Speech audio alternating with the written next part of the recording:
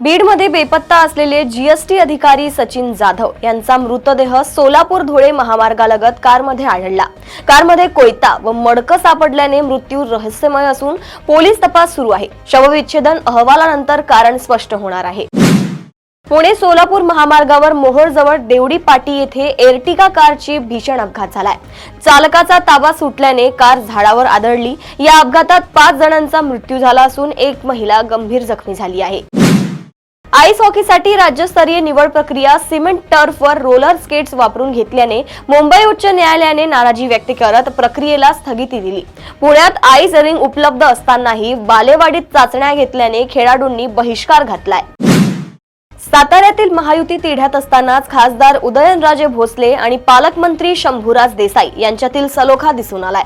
पुणे बंगळुरू महामार्गावर भेटीत दोघांनी गळाभेट घेतली। महायुतीबाबत राज्याच्या आदेशांची प्रतीक्षा असल्याचे शंभूराज देसाई यांनी सांगितले।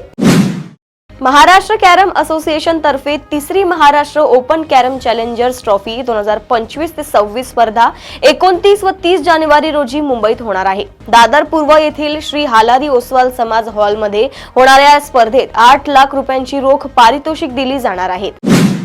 शिवडी नावाशेवा अटल सेतूवरील पथकरात 50% सवलत आणखी 1 वर्ष कायम ठेवण्यास मंत्रिमंडळाने मान्यता दिली। तसेच इलेक्ट्रिक कार व बसना टोल मधून पूर्ण सूट देण्याचा निर्णयही अधिसूचनेत समाविष्ट करण्यात आलाय।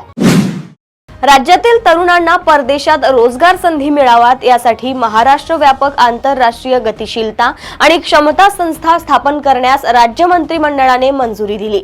या संस्थेमार्फत विविध देशातील रोजगार संधीची माहिती तरुणांना दिली जाणार आहे।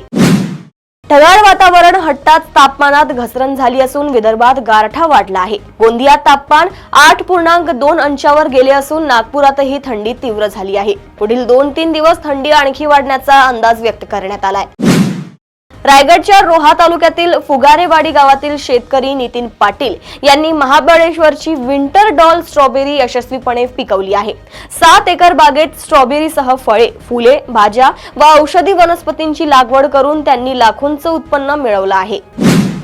भाजपाचे माजी प्रदेशाध्यक्ष व उत्तर भारतीय समाजातील प्रभावी नेतृत्व राज पुरोहित यांचे मुंबईतील खासगी रुग्णालयात निधन झाले। त्यांच्या जाण्याने मुंबईच्या राजकारणातील अनुभवी अभ्यासू व स्पष्ट वक्ता नेता काळाच्या पडद्याआड गेला असल्याची आदरांजली भाजपाकडून अर्पण करण्यात आली आहे। प्रदेशातील अशाच टॉप 10 बातम्या मी साक्षी आपल्यापर्यंत पोहोचवत राहणार। तोपर्यंत बघत रहा देशोन्नती। नमस्कार। ठळक घडामोडींसाठी देशोन्नती न्यूज चॅनलला सबस्क्राईब करा आणि बेल आयकॉन प्रेस करा।